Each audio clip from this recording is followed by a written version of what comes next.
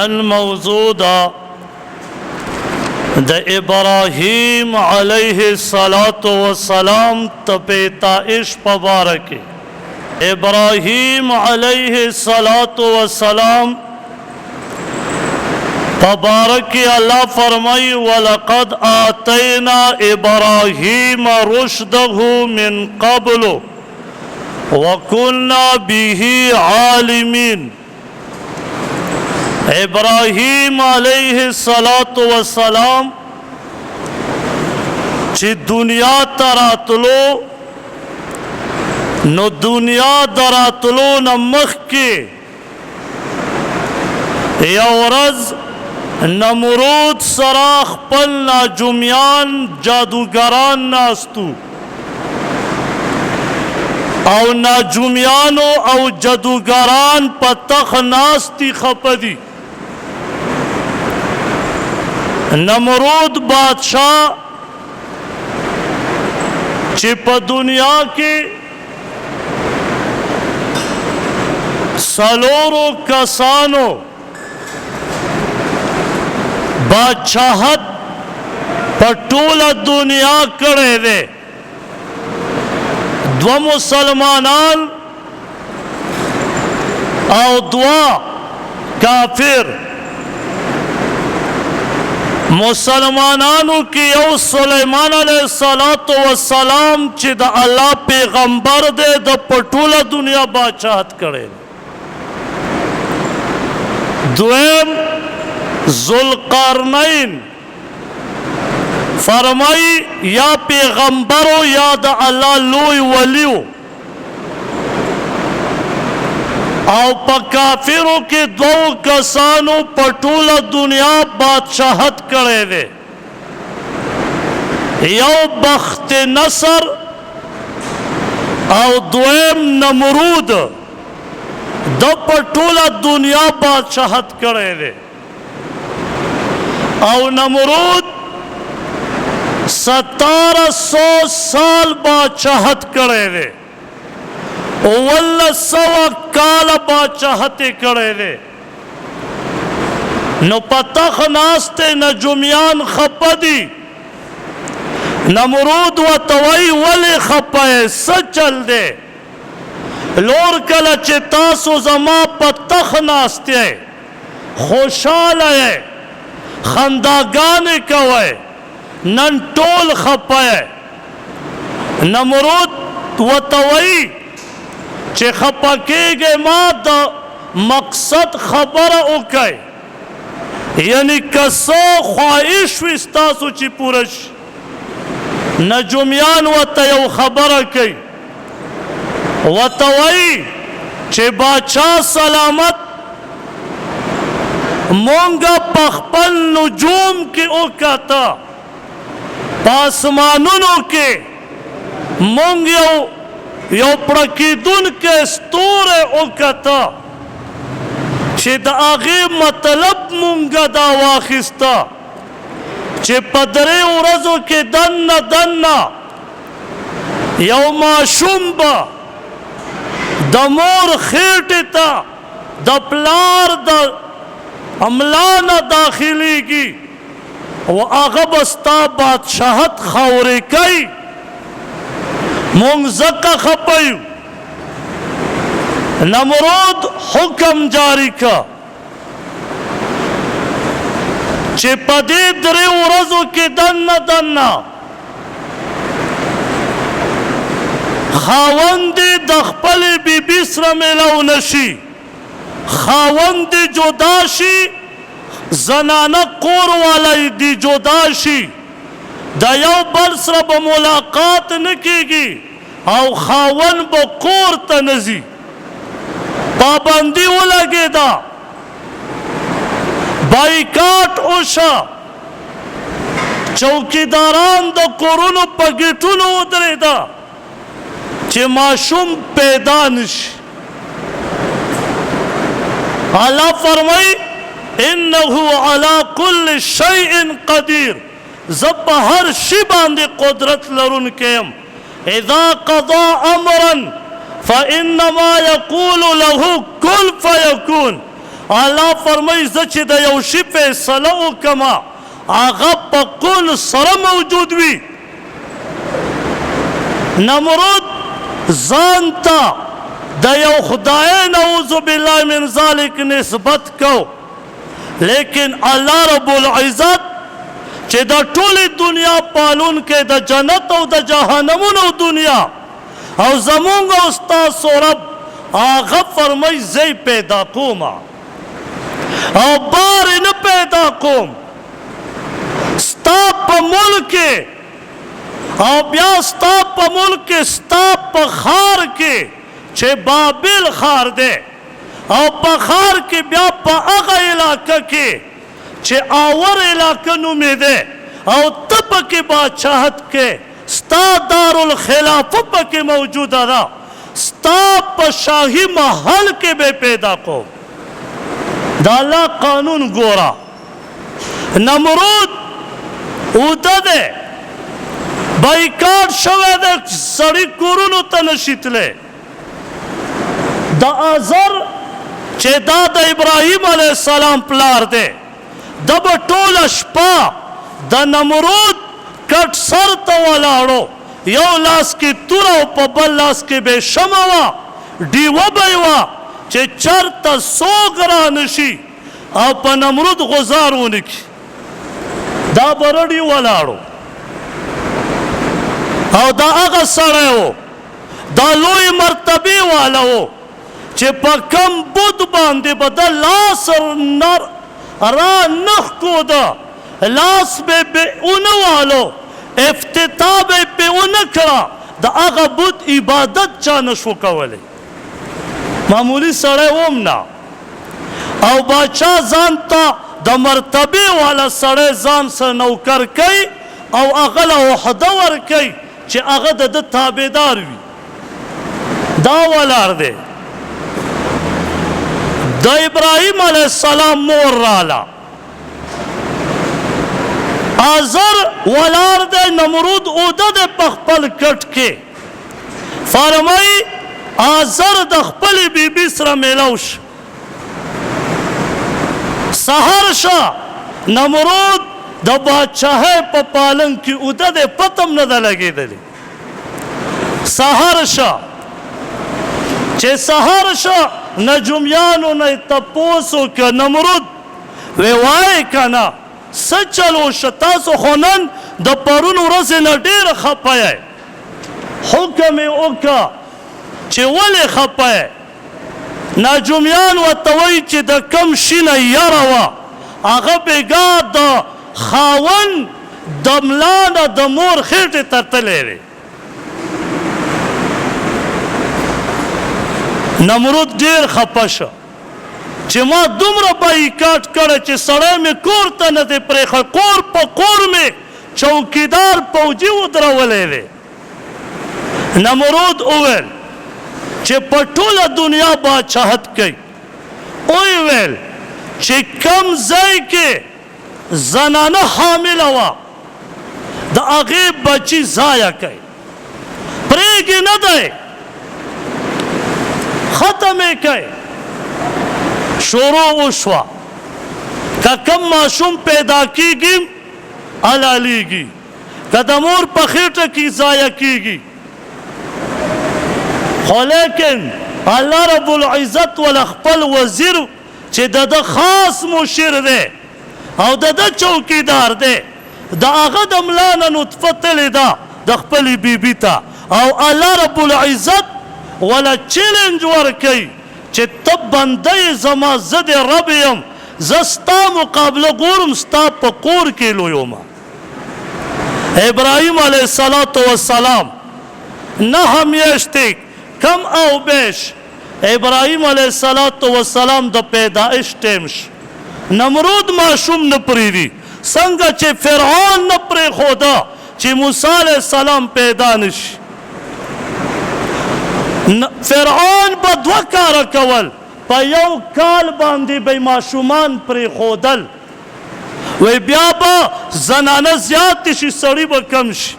نو په کم کال به چې پرېښودل الله رب العزت په هغه کال باندې هارون علیه السلام پیدا کړ چې د موسی علیه السلام ورور او په کم کال به چې فرعون ماشومان قتل کول په هغه کال باندې الله رب العزت ورته موسی علیه السلام پیدا کړ الله رب العزت ورته فرمایي زه پیدا کوونکی یم او واحد القهار الله فرمایي زه قهار یم زه قوت والا یم ان بطش ربک لشدید الله فرمایي زما نیول ډېر سخت دي ان الله لقوی عزیز الله فرمایي زه زورور ذات یم زما په مقابله کې څوک نشته او شپږ سوه وزرې د جبرائیل علیه السلام دي 2000 ټوله دنیا پټوي لیکن د الله رب العزت د حکم نه خپلې وزرې ته ټک نشي ورکولی نو الله رب العزت پیدا کوي کله چې حامله شوه د ابراهیم علیه السلام د مور نوم امیله وه او بعضې کتابونه لیکي بونا نومې و غار طرف ته یو غر ته روانه شوه چې کله غار ته ورسېده هلته غار کې کېناسته د بچي د زېږېدلو ټیم دی د ابراهیم علیه السلام د پیدا کېدلو ټیم دی یوازې په غره کې ناسته ده نن خو الله دې معاف کړي زمونږ دا نوجوانان سپتال به وله یو میاشت مخکې بوکینګ کې کارډ به جوړی ابراهیم علیه السلام مور هلته ده غره کې او څه وسره شته نه د خوراک څښاک یوازې تلې ده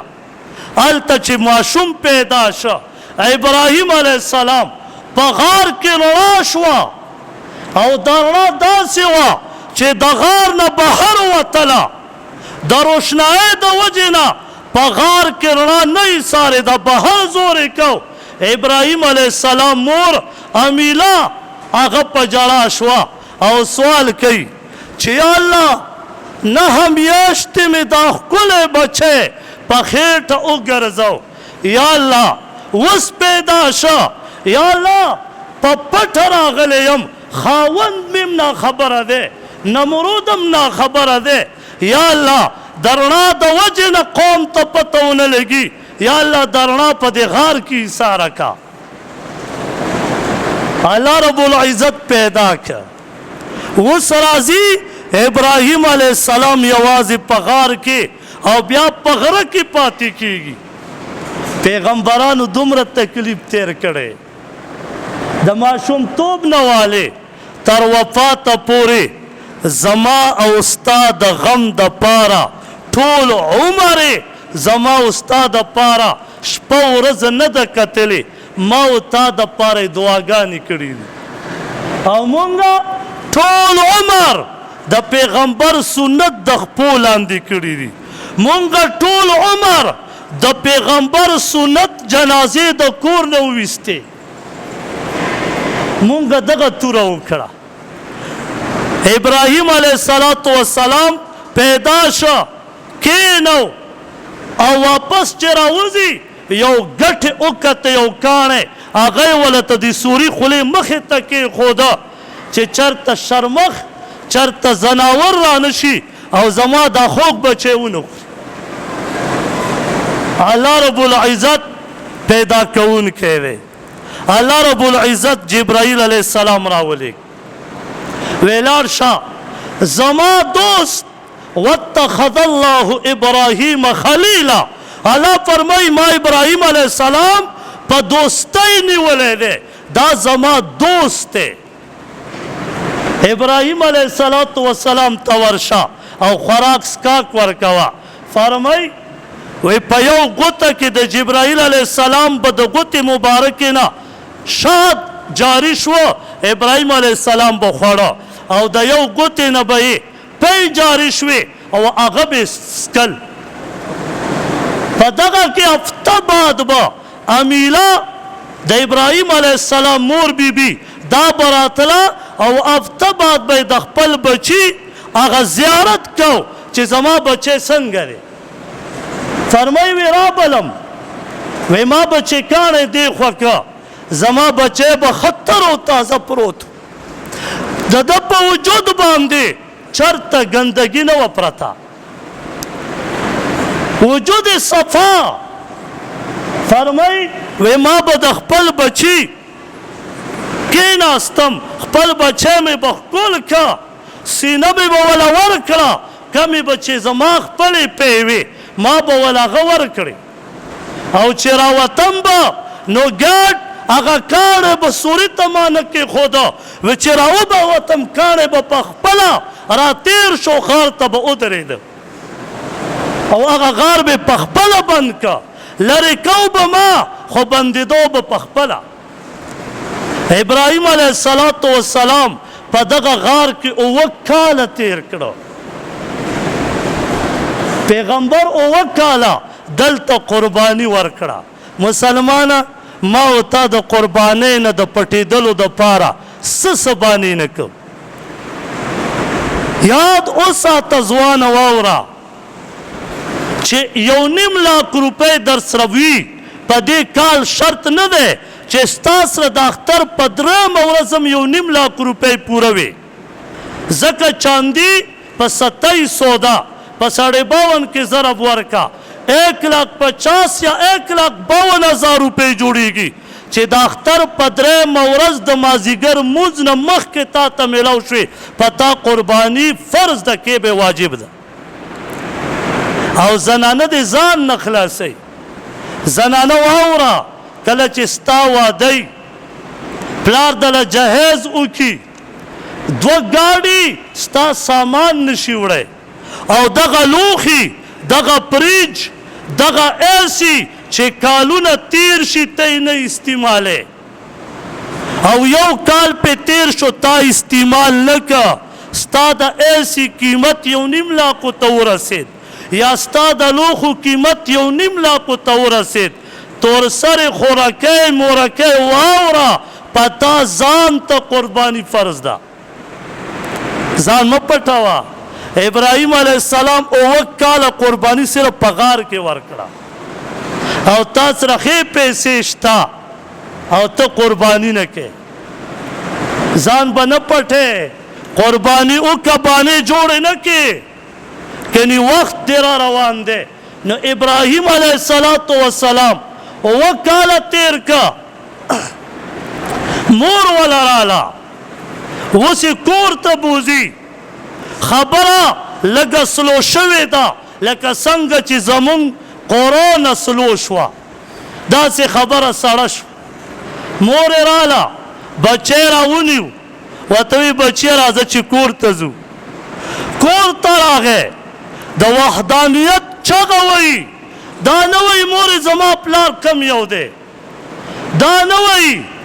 زمورې زما خور رور شته که نه، زما تره و ماما شته که نه، دا ورته نه وایي. اول تپوس دې کوي مورې من ربکه، ستا رب څوک دی؟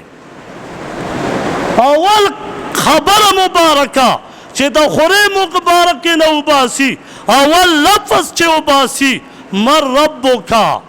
مورې رب دې څوک دی؟ هغه ورته عرض کوي، وی بچیا زما رب ستا پلار دی، پلار. بیا ورته فرمای ښه مورې زما د پلار رب څوک دی؟ زما د پلار به هم رب وي که نه؟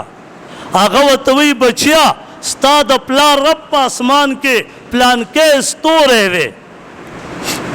بیا ورته فرمای مورې د دې پلانکي ستوري رب څوک دی؟ د هغه به هم څوک پیدا کوونکی یي که نه؟ مور ورته وایي وی چوپ شه بچیا، لوره ډېر تیز مخکې لاړې په ځای ودرېږه. او پلار یې راپاڅېد آزر، هغه ورته وایي خپلې بیبي ته چې بیبي دا خو تا دومره پټ لوی که، خو بیبي ګوره دا داسې ښکاري لکه زما دشمن دی.